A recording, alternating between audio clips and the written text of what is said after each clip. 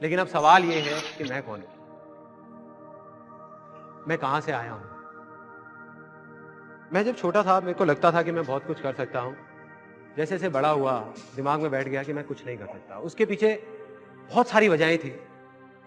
उसमें से सबसे बड़ी वजह थी जब मैं 10th क्लास में था, तब हमारी फैमिली में कुछ मेजर प्रॉब्लम्स हो गई। हमारा एक एल्यूमिनियम का बिजनेस था मेरे फादर का, 20 साल पुराना, किसी के साथ पार्टनरशिप में।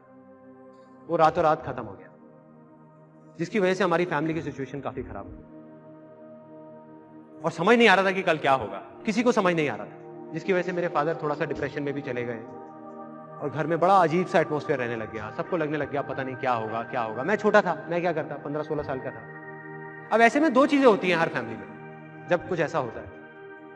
कुछ फैमिलीज होती हैं जो टूट जाती हैं, बिखर जाती हैं, वो आपस में ही लड़ने लग जाते हैं। दूसरी फैमिलीज होती हैं जो और पास आ जाती हैं। हमारी फैमिली में वो दूसरी वाली चीज है। मैं, मेरी मदर, मेरी छोटी सिस्टर, हम सब आए और हम सबने कहा कि ये आपकी प्रॉब्लम नहीं है, ये हम सब की प्रॉब्लम है। हम सब मिलकर कोई ना कोई हल निकालेंगे, करेंगे, कुछ ना कुछ करेंगे, कुछ ना कुछ होगा।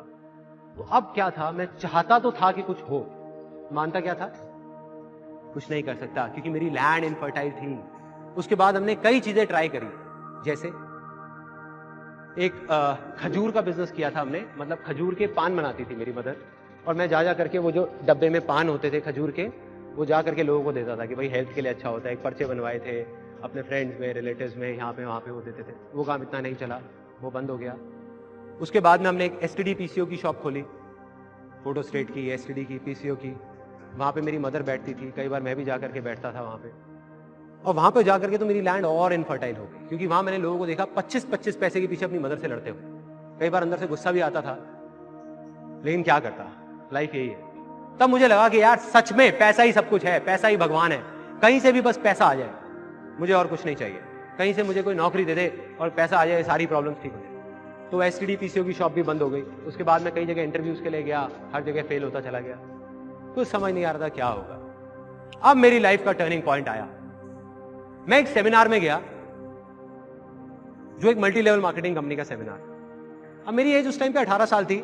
मैं सच बताऊं, 3 घंटे का सेमिनार था, मुझे कुछ समझ नहीं आया, सब कुछ मेरे ऊपर से निकल गया।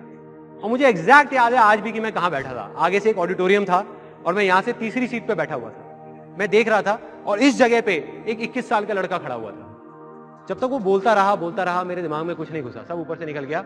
लेकिन एंड में उसने एक बात बोली, कहता मेरी एज 21 साल है और मैं महीने का 2.5 लाख रुपए कमा रहा हूं। उसमें उन्होंने क्या किया होता, उस चेक की बड़ी सी फोटोकॉपी कराई हुई और स्टेज पे खड़े हो गए ऐसे दिखा रहे थे।